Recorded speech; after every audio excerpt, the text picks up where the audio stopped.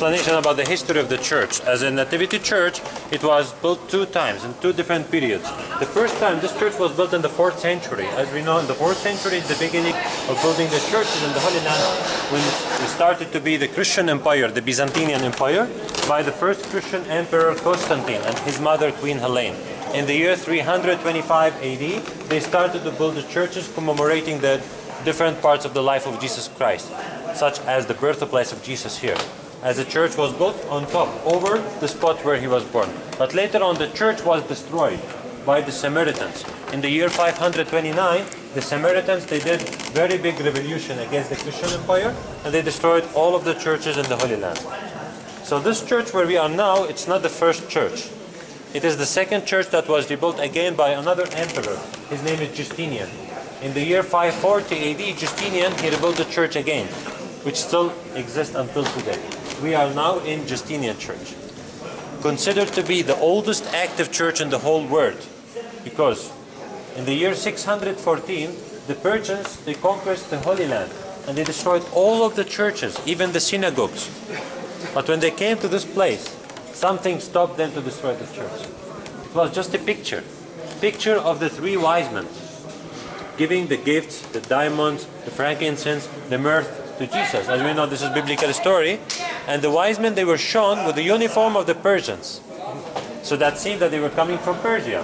So the Persians, they couldn't destroy the place where their ancestors came to. So they didn't destroy the church. Until today, still exists. That's why this church considered to be the oldest one. The oldest one in the Holy Land as a construction, the oldest one in the world that's still active and used by three denominations.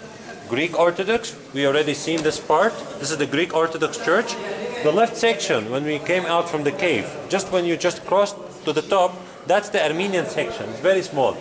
But this is their section in the church. The Armenians are the minority of the Christians. The majority here, the Greek Orthodox.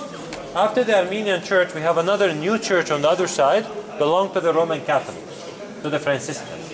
But the three of them, they can access to the cave 2 times per day to celebrate masses. One in the morning, one in the afternoon. In the morning they do mass, in the afternoon they do procession. This is the way how they use the cave, all of them together, on different times.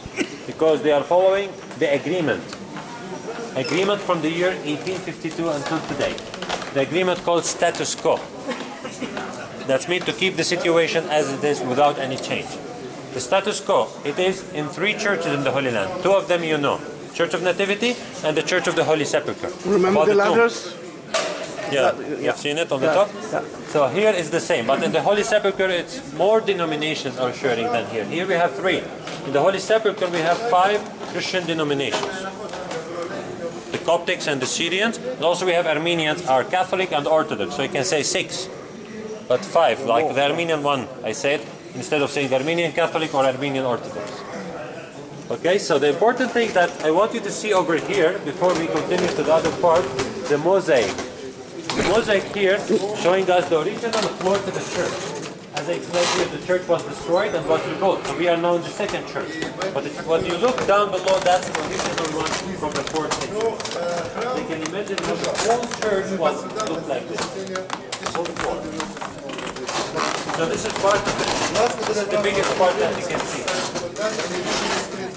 It goes all the way underneath, everywhere. So I want you to see this part because this is the biggest part.